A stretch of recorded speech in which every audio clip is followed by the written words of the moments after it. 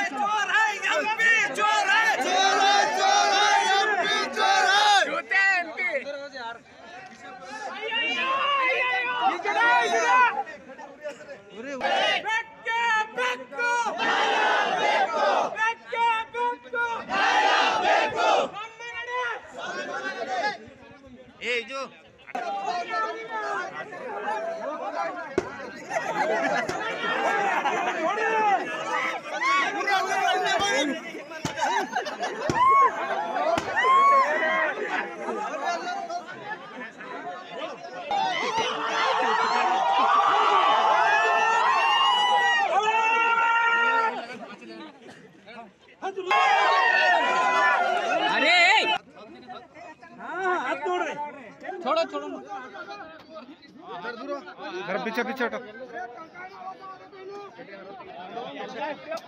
धिक्ಕಾರ ಕೂಗ್ರಿ ತಲೆ ಹಾರ್ತು ನೋಡ್ರಿ ಒಂದು ಈ ಕೂಗ್ರಿ ಧಿಕ್ಕಾರ ಕೂಗ್ರಿ ಧಿಕ್ಕಾರ ಧಿಕ್ಕಾರ ಭಗವಂತ ಖೂಬಾಗೆ ಧಿಕ್ಕಾರ ಧಿಕ್ಕಾರ ಧಿಕ್ಕಾರ ಭಗವಂತ ಖೂಬಾಗೆ ಧಿಕ್ಕಾರ ಚೋರ್ ಹೈ ಭಗವಂತ ಖೂಬಾ ಚೋರ್ ಹೈ ಚಲೋ ಸದन का टूटी गिटले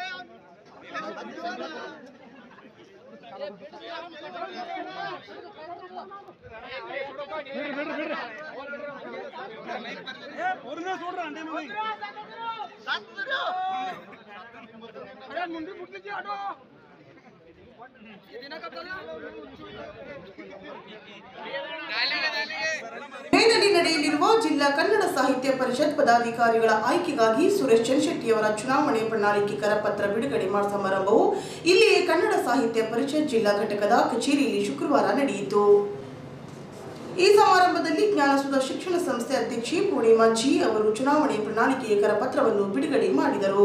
ನಂತರ ಅವರು ಮಾತನಾಡಿ, ಜಿಲ್ಲೆಯಲ್ಲಿ ಕನ್ನಡ ಇನ್ನಷ್ಟು ಗಟ್ಟಿಯಾಗಿ ಕಟ್ಟಲು ಕನ್ನಡ ಸಾಹಿತ್ಯ ಪರಿಷತ್ ಜಿಲ್ಲಾ ಘಟಕದ ಅಧ್ಯಕ್ಷ ಸುರೇಶ್ ಚನ್ಶೆಟ್ಟಿ ಅವರಿಗೆ ಇನ್ನೊಂದು ಅವಧಿಗಾಗಿ ಅವಕಾಶ ಕಲ್ಪಿಸಬೇಕೆಂದು ಮನವಿ ಮಾಡಿದರು.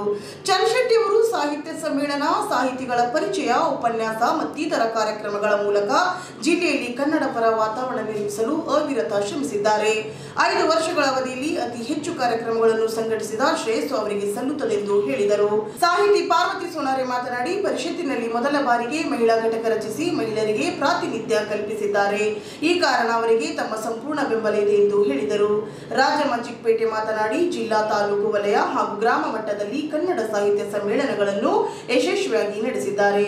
ಜಿಲ್ಲಾ ಕೇಂದ್ರದಲ್ಲಿ ಸುಸಜ್ಜಿತ ಕನ್ನಡ ಭವನಕ್ಕೆ ಅನುದಾನ ಮಂಜೂರು ಮಾಡಿಸುವಲ್ಲಿ ಯಶಸ್ಸು ಕಂಡಿದ್ದಾರೆ ಎಂದರು. ಉಪಸ್ಥಿತರಿದ್ದ ಅನೇಕ ಸಾಹಿತಿಗಳು ಸುರೇಶ್ ಚನ್ಶೆಟ್ಟಿ ಅವರ ಅವಧಿಯಲ್ಲಿ ಜಿಲ್ಲೆಯ ಹಿರಿಯ ಸಾಹಿತಿಗಳಿಗೆ ಮತ್ತು ಅಲೆಮರೆ ಕಾಯಿಯಂತಿರುವ ಸಾಹಿತಿಗಳನ್ನು ಗುರುತಿಸಿ ಅವರನ್ನು ಗೌರವಿಸಿ ವೇದಿಕೆಯನ್ನು ಕಲ್ಪಿಸಿಕೊಡುವ ಮುಖಾಂತರ ಸಮಾಜದಲ್ಲಿ ಗುರುತಿಸುವಂತ ಮಹತ್ವದ ಕಾರ್ಯವನ್ನು ಮಾಡಿರುವ ಅವರು ಈ ಚುನಾವಣೆಯಲ್ಲಿ ಗೆಲುವು ಖಚಿತವಾಗಿದೆ ಎಂದು ಕಸಾಪ ಜಿಲ್ಲಾ ಮಹಿಳಾ ಘಟಕ ಅಧ್ಯಕ್ಷೆ ಜಯಶ್ರೀ ಸುಕಾಲೆ, ಮೇನಕಾ ಪಾಟೀಲ್, ಸುನೀತಾ ದಾಡ್ಗಿ ಹೇಳಿದರು. ಕಸಾಪ ಜಿಲ್ಲಾ ಘಟಕದ ಅಧ್ಯಕ್ಷ ಸುರೇಶ್ ಚನ್ಶೆಟ್ಟಿ, ಸಕಲೇಶ್ವರಿ ಚನ್ಶೆಟ್ಟಿ, ಶ್ರೀದೇವಿ ಹೂಗಾರ್, ಗಂಗಾಂಬಿಕಾ ಬಿರಾದರ್, ಸಾಕ್ಷಿ ಬಿರಾದರ್, ಸಂಗೀತ್ ಶೆಟ್ಕರ್, ಟಿಎಂ ಮಚ್ಚೆ, ಜಗನ್ನಾಥ್ ಕಮಲಾಪುರೆ, ಡಾಕ್ಟರ್ ಬಸವರಾಜ್ ಬಲ್ಲೂರ್, ಸಿದ್ದರೂಢ ಭಾಲ್ಕಿ, ಗಿರಿರಾಜ್ ವಾಲೆ, ವಿರ್ಶೆಟ್ಟಿ ಚನ್ಶೆಟ್ಟಿ, ಓಂಕಾರ ಉಪ್ಪೆ, ಸಾಗರ್ ಉಪಸ್ಥಿತರಿದ್ದರು. ಈ ಒಂದು ವೇದಿಕೆ ಪರವಾಗಿ ಸ್ವಾಗತವನ್ನು ಕೋರುತ್ತೇನೆ.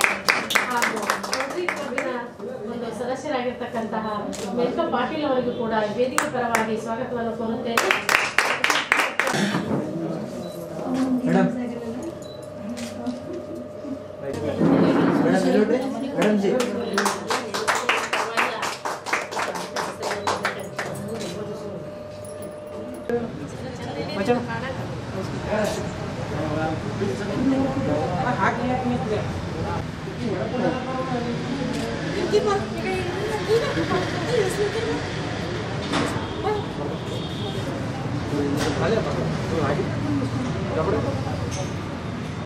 ಬೀದರ್ ಭಾಗದಲ್ಲಿ ಕನ್ನಡವನ್ನು ಮೇಲೆತ್ತುವುದರಲ್ಲಿ ಅವರು ತಮ್ಮ ಹಿರಿದಾದ ಪಾತ್ರವನ್ನು ವಹಿಸಿದ್ದಾರೆ.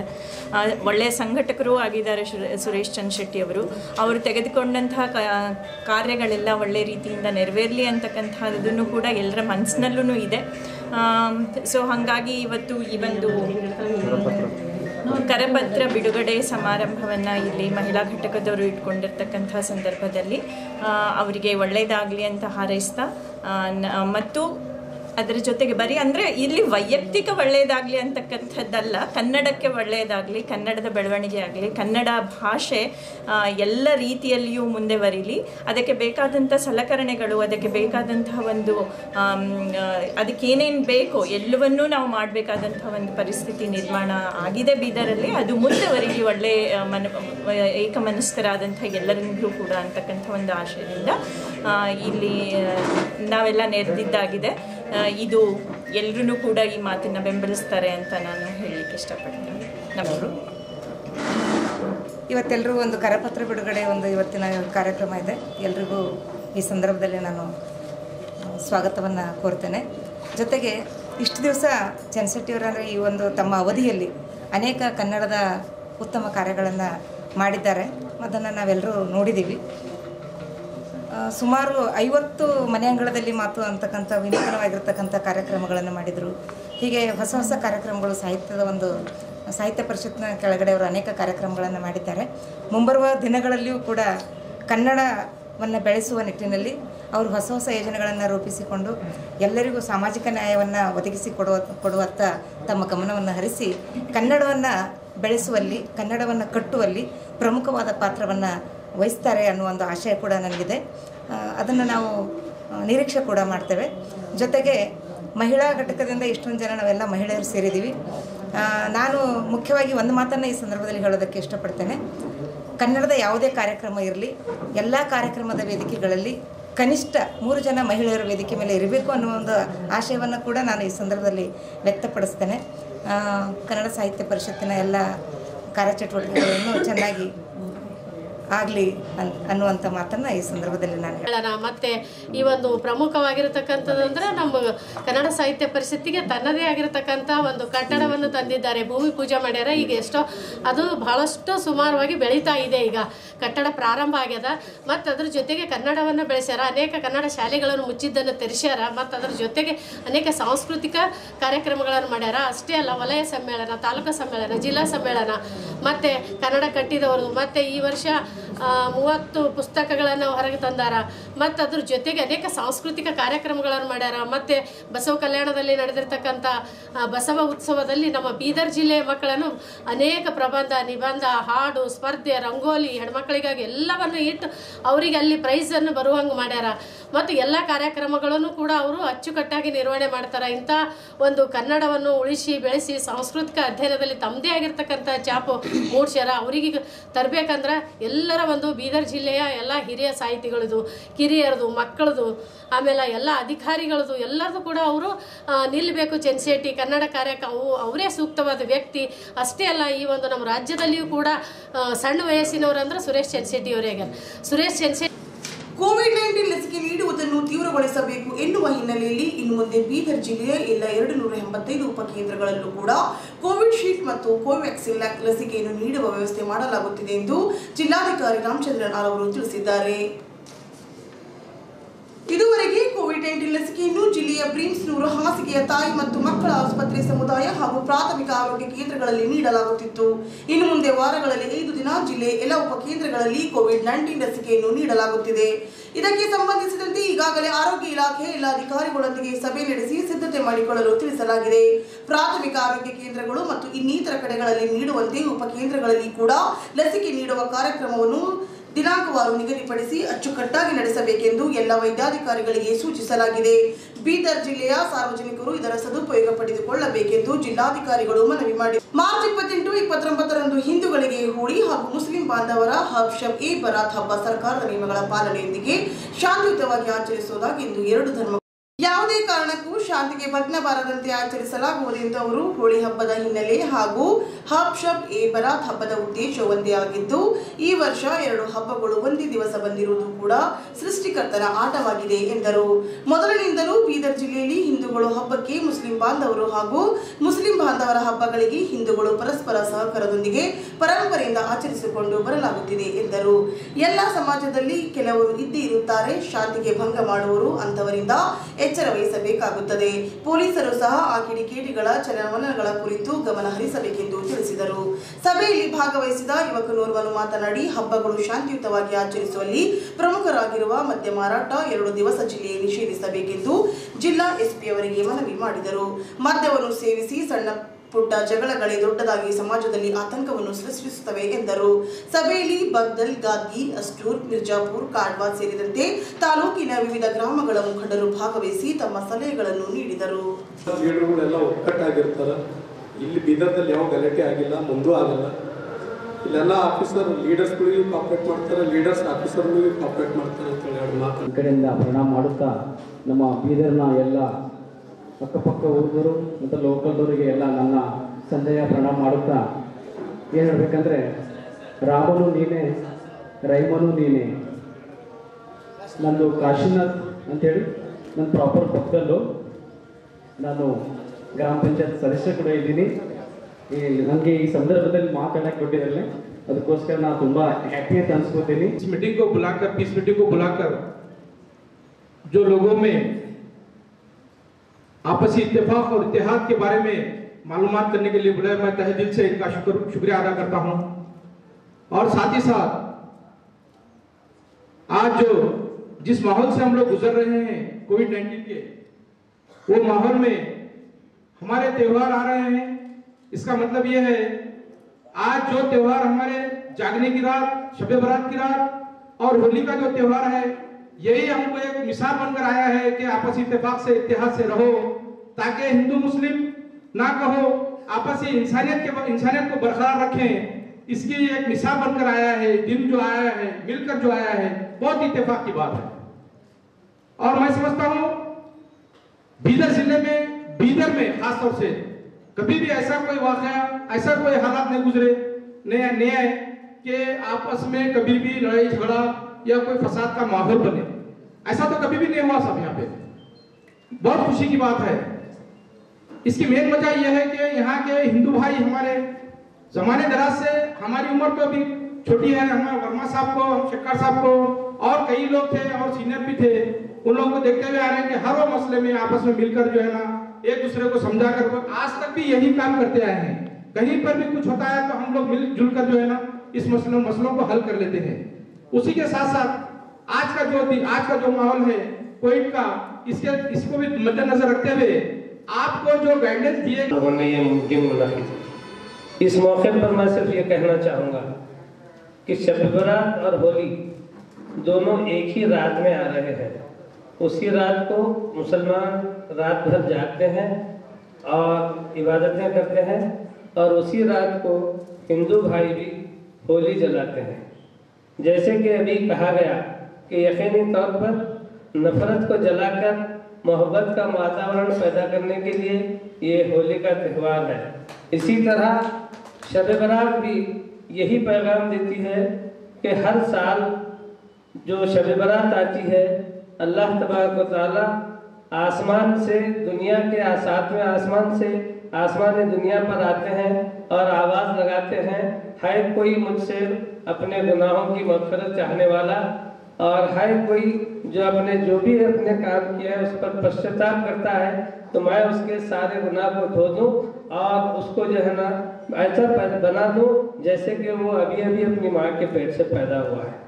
तो इस रात में जो ज़्यादा से ज़्यादा इबादत करते हैं और अल्लाह से मग़फ़िरत तलब करते हैं, अल्लाह ताला उनकी मग़फ़िरत फरमाते हैं। मैं ऐसा समझता हूँ कि होली और शब बरात का पैगाम एक जैसा है, और इत्तेफाक की बात है कि इस मरतबा शब बरात और होली दोनों एक साथ एक PSI ಮೇಡಮ್ ಅವರು ಒಂದು ಸಭೆ ಕರೆದಿದ್ರು. ಆ ಸಭೆಯಲ್ಲಿ ಎಲ್ಲ ಹೇಳಿದ್ರು. ಅದು ಎಲ್ಲ ನಮ್ಮ ಗ್ರಾಮೀಣ ಭಾಗದಲ್ಲಿ ಸರ್ ಏನಂತಂದ್ರೆ ಎಲ್ಲ ಹಬ್ಬಗಳು ಸೌಹಾರ್ದತೆಯಿಂದ ಆಗುತ್ತೆ, ಯಾವುದೇ ಕೋಮು ಗಲಭೆ ಅದು ಇದುವರೆಗೂ ಆಗಿಲ್ಲ. ಇದಕ್ಕಿಂತ ಮೊದಲು ಕೂಡ ಈಗ ನಮ್ಮ ಸರ್ಕಲ್ ಸಾಹೇಬರು ಟ್ರಾಫಿಕಲ್ಲಿ ಇದ್ದವರು ಕೂಡ ನಮ್ಮ ಗ್ರಾಮೀಣ ಭಾಗಕ್ಕೆ ವಿಜಯ್ ಕುಮಾರ್ ಸರ್ ಅವರು PSI ಆಗಿದ್ದರು. ಮತ್ತು ಸಾವಳಗಿ ಸರ್ ಅವರು ಕೂಡ ಸರ್ಕಲ್ ಆಗಿ ಇಲ್ಲಿ ನಮ್ಮ ಅದು ಏನು ಸಾರಾಯಿ ಏನು ಮಾರಾಟ ಮಾಡ್ತಾರಲ್ಲ ಸರ್, ಅದು ಒಂದು ಸಾರಾಯಿದು ಒಂದು ಏನಾರ ಅದ್ರ ಬಗ್ಗೆ ಒಂದು ನೀವು ಡಿಸಿಷನ್ ತೊಗೊಂಡ್ರೆ ಅಂದ್ರೆ ಸರ್ ಈ ಕುಡುಕುರದ ಹಾವಳಿಯಿಂದ ಯಾವುದೇ ಗಲಾಟೆ ಆಗಲ್ಲ ಅಂಬದೊಂದು ನನ್ನೊಂದು ಇದು ಇದೆ ಸರ್. ಧನ್ಯವಾದಗಳು ಸರ್. ಸಕ್ಕರೆ ಕಾಯಿಲೆ, ಹೃದಯ ಬೇನೆ, ಕ್ಯಾನ್ಸರ್, HIV ಸೇರಿದಂತೆ ಇನ್ನಿತರ ತೀವ್ರತರ ಕಾಯಿಲೆಗಳಿಂದ ಬಳಲುತ್ತಿರುವ 45 ವರ್ಷ ಮೇಲ್ಪಟ್ಟು 59 ವಯೋಮಾನದವರಿಗೆ ಈ ಮೊದಲು ಕೋವಿಶೀಲ್ಡ್ ಮತ್ತು ಕೋವ್ಯಾಕ್ಸಿನ್ ಲಸಿಕೆಯನ್ನು ನೀಡಲಾಗುತ್ತಿತ್ತೆಂದು ಜಿಲ್ಲಾಧಿಕಾರಿ ರಾಮಚಂದ್ರನ್ ಆರ್ ತಿಳಿಸಿದ್ದಾರೆ. ಸಕ್ಕರೆ ಕಾಯಿಲೆ, ಹೃದಯ ಬೇನೆ, ಕ್ಯಾನ್ಸರ್, HIV ಸೇರಿದಂತೆ ಇನ್ನಿತರ ತೀವ್ರತರ ಕಾಯಿಲೆಗಳು ಇಲ್ಲದೇ ಇರುವ 45 ವರ್ಷಗಳ ಮೇಲ್ಪಟ್ಟು ಎಲ್ಲರಿಗೂ ಕೂಡ ಕೋವಿಶೀಲ್ಡ್ ಮತ್ತು ಕೋವ್ಯಾಕ್ಸಿನ್ ಲಸಿಕೆಯನ್ನು ನೀಡಲಾಗುತ್ತಿದೆ. ನಾವು ಸೇರಿದಂತೆ ತಮ್ಮ ಕುಟುಂಬವನ್ನು, ನಮ್ಮ ಸುತ್ತಲಿನ ಸ್ನೇಹಿತರು ಮತ್ತು ಸಮುದಾಯದವರನ್ನು ಕೋವಿಡ್-19 ಸೋಂಕಿನಿಂದ ರಕ್ಷಿಸಿಕೊಳ್ಳಲು ಕೋವಿಡ್-19 ಲಸಿಕೆಯನ್ನು ಪಡೆಯುವುದು ಅತಿ ಅವಶ್ಯಕವಾಗಿದೆ. ಆದುದರಿಂದ ಅತ್ಯಂತ ಸುರಕ್ಷಿತವಾಗಿರುವ ಈ ಲಸಿಕೆಯನ್ನು 45 ವರ್ಷಗಳ ಮೇಲ್ಪಟ್ಟ ಎಲ್ಲರೂ ಪಡೆದುಕೊಳ್ಳಬೇಕೆಂದು ಅವರು ಬೀದರ್ ಜಿಲ್ಲೆಯ ಸಾರ್ವಜನಿಕರಲ್ಲಿ ಮನವಿ ಮಾಡಿದ್ದಾರೆ. ಮುಖ್ಯಾಂಶಗಳು: ಬಸವ ಕಲ್ಯಾಣ ಉಪಚುನಾವಣೆ, ಬಿಜೆಪಿ ಅಭ್ಯರ್ಥಿ ಘೋಷಣೆ, ಪಕ್ಷದಲ್ಲಿ ಸ್ಫೋಟಗೊಂಡ ಬಂಡಾಯ. ಕಸಾಪ ಚುನಾವಣೆ ಪ್ರಣಾಳಿಕೆ ಬಿಡುಗಡೆ, ಜಿಲ್ಲೆಯ ಕನ್ನಡ ಪರ ವಾತಾವರಣ ನಿರ್ಮಿಸಿದ ಸುರೇಶ್ ಚಂದ್ರಶೆಟ್ಟಿಗೆ ಇನ್ನೊಂದು ಅವಧಿಗೆ ಅವಕಾಶ ಕಲ್ಪಿಸಿ ಒಕ್ಕೂರಲ್ ಮನವಿ. ಜಿಲ್ಲೆಯ ಎಲ್ಲ 285 ಉಪಕೇಂದ್ರಗಳಲ್ಲೂ ಕೋವಿಡ್-19 ಲಸಿಕೆ ಸದುಪಯೋಗ ಪಡೆದುಕೊಳ್ಳಲು ಮನವಿ. ರಾಮಚಂದ್ರನ್ ಆರ್. ಹಿಂದೂ ಮುಸ್ಲಿಂ ಎರಡು ಹಬ್ಬಗಳು ಒಂದೇ ಸಾರಿ ಬಂದಿದ್ದು ವಿಶೇಷ, ನಿಯಮಗಳೊಂದಿಗೆ ಆಚರಿಸುವ ಭರವಸೆ ನೀಡಿದ ಮುಖಂಡರು. ಹಾಗೂ 45 ವರ್ಷ ಮೇಲ್ಪಟ್ಟ ಎಲ್ಲರಿಗೂ ಏಪ್ರಿಲ್ 1ರಿಂದ ಕೋವಿಡ್-19 ಲಸಿಕೆ. ಇದರೊಂದಿಗೆ ನಮ್ಮ ಈ ವಾರ್ತಾ ಪ್ರಸಾರ ಮುಕ್ತಾಯವಾಯಿತು. ಮುಂದಿನ ವಾರ್ತೆಗಳೊಂದಿಗೆ ಮತ್ತೆ ಭೇಟಿಯಾಗೋಣ.